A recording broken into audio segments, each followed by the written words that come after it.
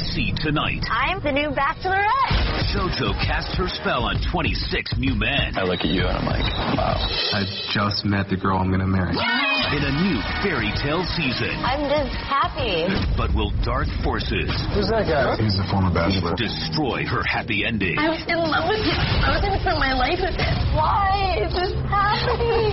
The Bachelorette season premiere. Tonight at a special time, 9/8 Central on ABC. Blog Talk Radio. Good morning, and thank you for listening in to Team Rural Radio. Of course, I do not have the premium features, so this show will only be 30 minutes, but 30 minutes is a power hour. If I ever thought I could, I would. Thank you so much for listening in with us this morning. I'm hoping that I will not have a lot of technical difficulties because I've used Skype before and was able to call in online, and I'm using a cell phone. So I do not know how the audio is working and how it's going. And actually my computer screen just went black. So, that's just part of the course for Gina Brown when she's working grassroots, working on a limited amount of money, working with a limited amount of social media that's free, which there's plenty out there for folks who want to utilize their voice in a way that can help empower folks to have compassion and to understand the world as it exists today. This is why I wanted to talk about something I saw yesterday. It broke my heart. It broke my heart. There's a corner here in the city where I live where panhandlers are generally, it's a pretty good-sized shade tree and a very busy, four-way intersection with a long light. So, they panhandle. And one or two times I've seen a family out there. It was the same family, but they're gone. And then yesterday, I saw a woman.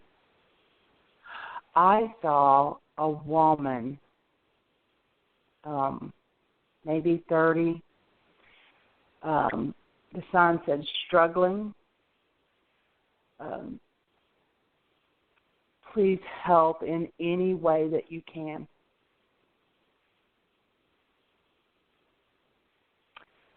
My heart broke. Now, for those of us in grassroots and those of us on the streets and those of us down on the ground know, when people are using drugs, generally men will do the B&Es and women will prostitute. The very fact that this woman was standing there holding a sign, struggling, any help is appreciated or something like that, just took my breath away. It took my breath away because as often as I hear that there are jobs out there for people who want to work, the reality that I see and sense and experience for myself when I am out job hunting, there is no work. And women aren't getting paid what men are paid anyway. So the fact that this woman is like one step away from prostitution, just one step. Or a guy, say he pulls up with a gun, open motions, come on, and, get in. It's horrible to think of what is happening to our children today. And women, as mothers, we can do better. We can do better. I want to talk about some women who inspire me in my life.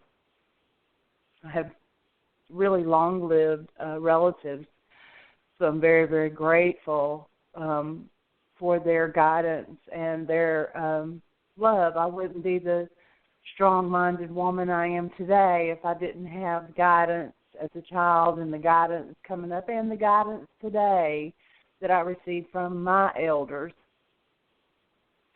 Now, one of them is a senior who's thinking about going back to work on an assembly line. She has 30-something years in and retired. Her house is paid off. But she told me the other day her water bill jumped from $9 a month to $47 a month. Now, I'm not experiencing that. I don't live in that city. I do not know what's going on with the water. But another thing that she shared with me is that the light company put a past due amount of $10 on her bill, and it wasn't even due yet, and it wasn't late. She wasn't late, and they just put the past due on, hoping, I think, that people wouldn't notice. And when she compared that and showed her bill to her neighbor, they'd done it to her neighbor, and come to find out she lives on a cul-de-sac, and many people on that street had the same past due on their bill. So, I always talk about on Facebook and places, people that don't know me, I've been organizing. Well, I worked in mental health for a number of years before I began organizing in 2008. But what I've found is that it's getting worse. It's not getting better. And when I talk to people on a day-to-day basis of what's happening in their life, I'm struggling to get my head wrapped around how are things debilitating so quickly. In their lifetime, as a mid-state 70s, and especially, I have two that both worked in union jobs and retired. They can't make it. They cannot make it on the income that they have. Then I look at the woman, 30 years old, with a sign out there under the tree. And I thought, God, if a man had been there, he'd have probably moved her off that corner, and then she'd have been on the other corner where there's no shade. Because women were second-class citizens. Nothing's changed. I mean, I have a friend, and we talked about this. We burned our bras in the 70s. We saw it, and nothing's changed. People, seniors, getting up, going to work, making biscuits at McDonald's. I saw one lady going in about 4 a.m. in the morning, and I asked her, and she said she was supplementing her income, and she got up early anyway, so that's why she always made the biscuits, and she'd go home about 9 or 10 in the morning, and it just breaks my heart. It just breaks my heart. I don't think that any of us ever envisioned a world where seniors would be struggling as hard as they are now just to understand the bills that are coming in, to read them properly. Just like my mom said, if she had signed up for the deduction from her banking account, she wouldn't have noticed the $10 late fee, But she refuses to go off paper for this blindsiding of their limited income. I mean, these people are blindsided by a rate increase of their water bill of $30, yeah. And, I talk to them. I feel their pain. I sense their pain. I see this lady, and does she have children? Is she getting some assistance? And people talk about welfare queens, and they don't understand what little bit the government does give is not near enough to feed or clothe or house these folks. And, if you don't know people that are undergoing these kind of economic hardships, how about just go step out of your comfort zone a minute and go into a Dollar General or a Family Dollar or a Big Lots or a store that you probably wouldn't want to step foot in. Get your butt out of Kohl's, get out of JCPenney, get out of Belk, get out of some of these type shops, and just walk around and look at your community. And I want to tell you that the goodness of people resonates in their heart. There is so much kindness out here on the streets every day, interaction between common people. And they would have you believe that because of class or economic difference, that somehow people of a lower income have a depredative conscience, low moral values, and very weak ethics. I find the reverse. I find that people who are secure in their income or their privilege or their place in society tend to be the most authoritative, rigid, unloving, kind of controlling sometimes people who are not unreasonable. I wouldn't say they were unreasonable. I think that they've been conditioned and we've been propagandized to learn our place in society very early at a young age, and then we are molded by institutions like higher education, our churches, TV, media, to maintain those class standards, because nothing changes, if nothing changes. The one thing that we do have is heart. We have our hearts, and our hearts can resonate love for one another. And people talk to me all the time about, Gina Brown, you know, you can lead a revolution. And I say to them, this is revolting. Do you know where the word revolution comes from? It's a revolving door. Because all revolutions ever do is make warmongers lots of money to kill a lot of poor people, and we end up with veterans whom we can't afford to house, to feed, or to clothe. And the mental PTSD, the trauma that these folk endure behind these wars, these non-essential wars, is just, they're struggling, just like the lady with the sign, struggling. I'm struggling to get up every day. I'm just struggling. And, you know, I find that more and more, and I think as some of the older women in my family say, they didn't believe that the world would be this cruel when they got to be their age. So I'm sure that there are people out here in Blog Talk Radio, the few of you who may be listening to this live or listening as a podcast, you know stories. I'm sure that you know people yourself that are women that are undergoing a lot of hardship, especially in a state like Georgia, where I'm from, who medical assistance is not available for most women. And, you know, it's just extremely disappointing to know that good people that get up and go to work allow the few people that do vote, that put these legislators in office, that good people that get up and go to work allow this system to maintain its own prosperity when there's no prosperity on the ground. And I don't fault you for voting. It's very anonymous to go into a booth and get your little card and close your little curtain and pull your little lever and come out. But you know what? That's not really doing much to change your community. And I used to hear, oh, you shouldn't complain if you don't vote. You don't have any reason to be talking. Well, you know what? Yes, I do.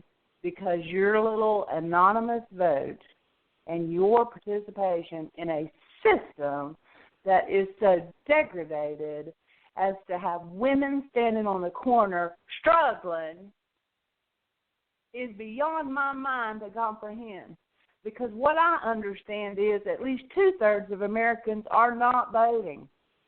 And why are they not voting? It's because the system is rigged against working people.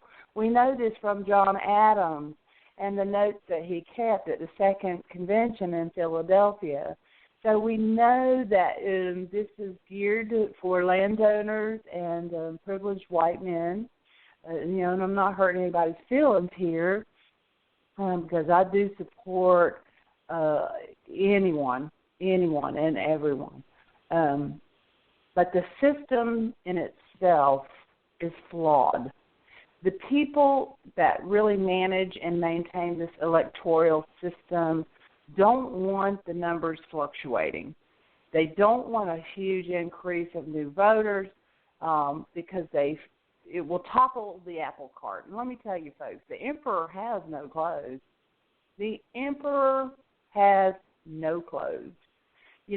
I have a GoFundMe page at GoFundMe.com/Gina Brown, Jeana Brown. Gina Brown, all one word.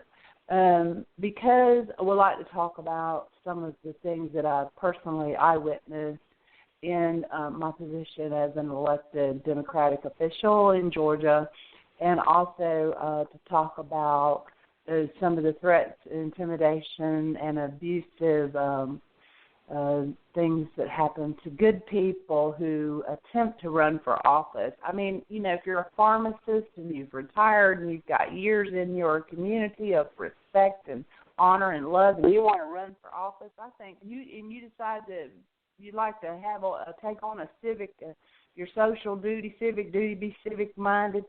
You would think that a human being and born in America that's lived and worked a life and retired in honor and loyalty should be able to run for office. No way, Jose, no way. Yeah, they can file the paperwork to run, but let me tell you something. It ain't funny. It ain't nice. It's pretty disgusting to me because everything that my grandfather told me about the management of elections in the 50s and 60s and from what I know from my great-grandfather, I like to say, go take a look at the movie Gangs of New York and watch that movie, Gangs of New York, and then let me bring you forward because not very much has changed. There are institutions that maintain the status quo, and that is through other I just don't want to say right now. Just like someone messaged me, it's very dangerous what you're doing, Gina Brown. And, yeah, it is.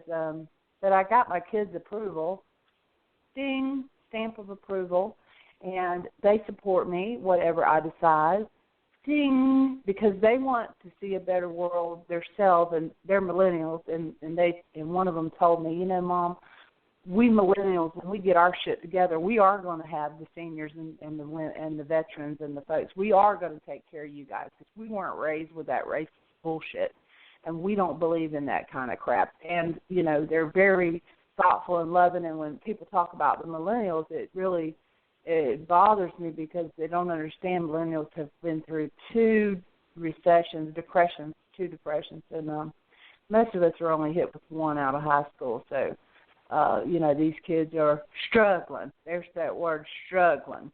But that doesn't mean that their hearts are not pure, that their hearts are not strong, And the other thing is, just because it appears as if a person hasn't got the moral fortitude, do not think that you can't turn that light bulb on. You can touch a person every single day of your life with a smile, with a kind word, with a thought of them before you move in action, because that's how we're going to go from a taking world to a giving world.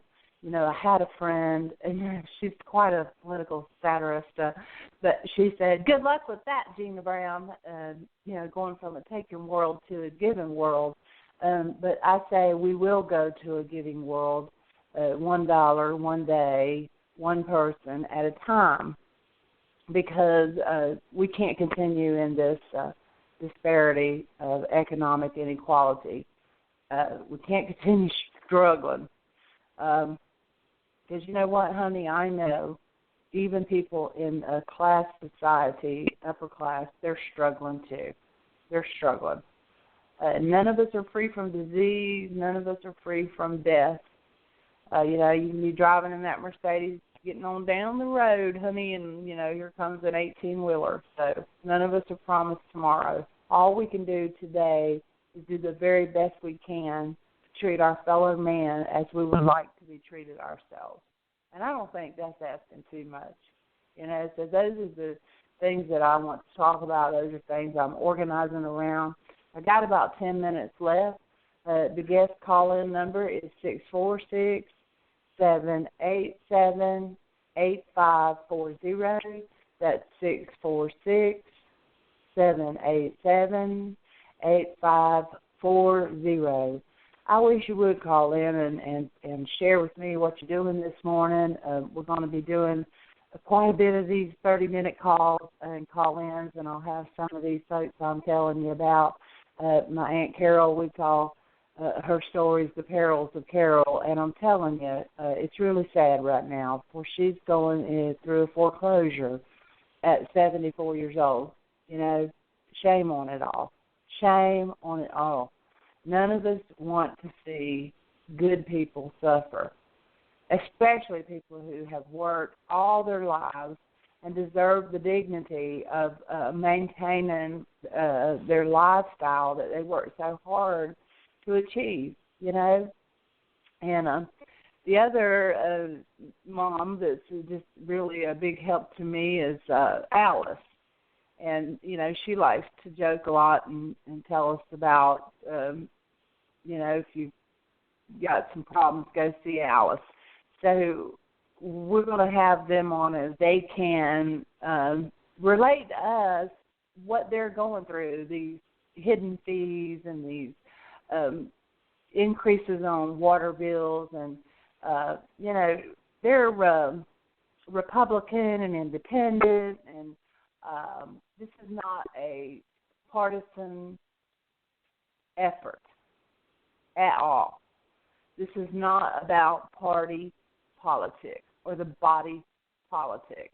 I think the body politic has already proven it is ineffective, that as I said earlier, the emperor has no clothes, and I'm talking about your local emperor, your local judicial and mayors and these folks down low, because some of the stories I'd like to share, when something's picked up by the state and then threw back down to the local level, to me the emperor has no clothes at the local level, because you don't have the state backing your ass up anymore. And, I'm sorry, my Aunt Carol told me to keep it clean, and I just said a curse word. I apologize. But it just tells me the emperor has no clothes, and the only person who don't know it is him. So, hopefully these shows will help him, because he's struggling. He's struggling. He don't understand why the system is changing. But change it will, and it needs to change. The corporations need a systems change. There's good corporations that can't compete with the Koch brothers. When I talk about systems change, I talk about a principle that I heard at a women's leadership training conference, which I'm so grateful that I was able to attend on a scholarship from Vote, Run, Lead, and Aaron Velarde and those folks there. They were very generous, and, because I was not sure what I wanted to do a couple of years ago. But at an upper-level organizing class, they had a very small group where the lecturer was talking about a term she coined, system change. And she said that we had the lowest voter turnout since World War II in the last election. And that wasn't a problem. That was not a problem for the status quo. But it was a problem for the American people.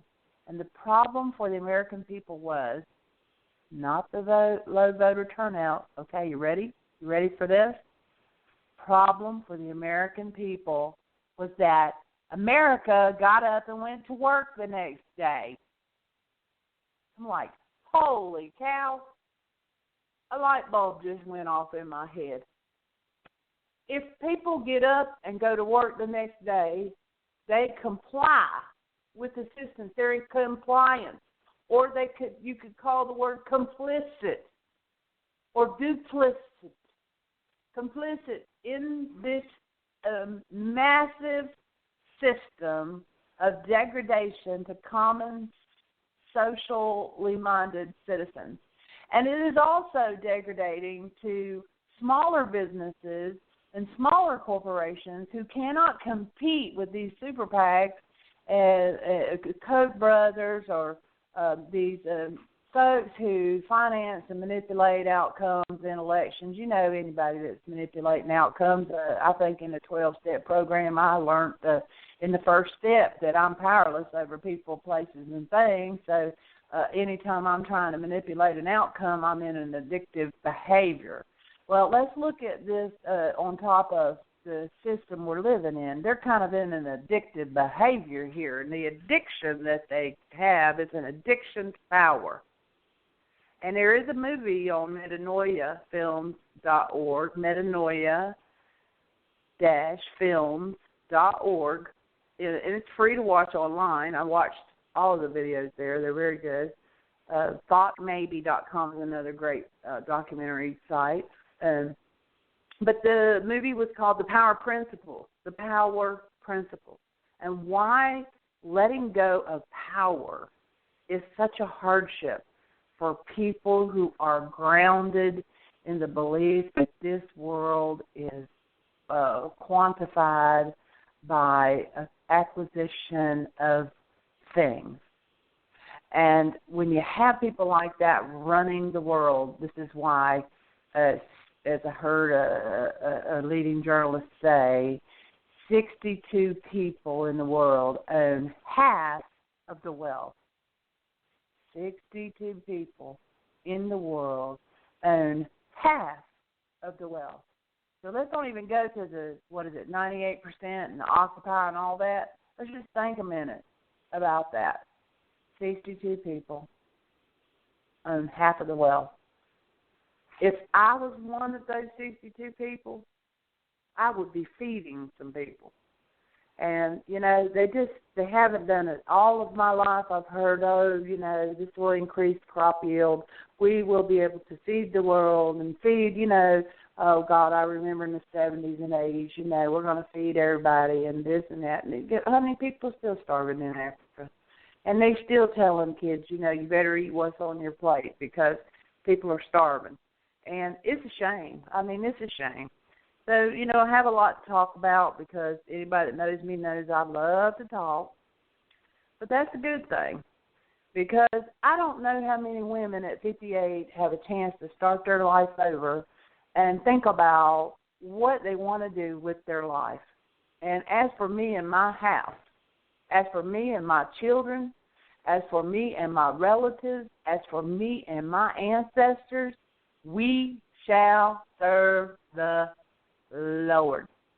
He is the light. He is the love. He is everything. And when I say that, I mean that through good. When God created the world, He created man in His own image, male and female, right? Now, I'm not getting religious, but this is Sunday morning. But if I read the scripture right, He looked around and said, it's good. Everything's good. It was very good. So where in the world did we get going bad? I'll just close by saying in Isaiah, there is a scripture that says God did create evil. So why would He have done that? If He looked in Genesis and said everything was very good. Well, let me tell you something, folks. We need the bad and the good. We need the roots with the tree. But the thing that has to happen is a system change. America, we can't be complicit in allowing a few people to maintain the status quo. And if it means sitting down at the voting booths every year, just doing a sit-down protest outside and with a sign saying, I'm not voting, I bet you one day we'll have more people sitting outside not voting than people going in voting. And then what are they going to do? There's going to have to be an organizational way of peaceful noncompliance to help create and formulate a system change so that we will go from a taking world to one giving world, one day at a time. And I promise you that Team Rural and myself, Gina Brown, is on a task. I'm on a mission, and I will not stop, for I have great love for you all, great love for humanity and all religions.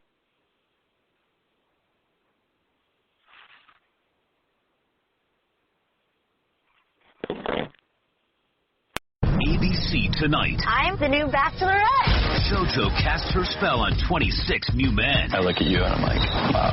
I just met the girl I'm gonna marry. In a new fairy tale season. I'm just happy. But will dark forces Who's that guy? He's a former bachelor. destroy her happy ending? I was in love with him. I was going to spend my life with him. Why is this happening? The Bachelorette season premiere tonight at a special time, 9/8 Central on ABC.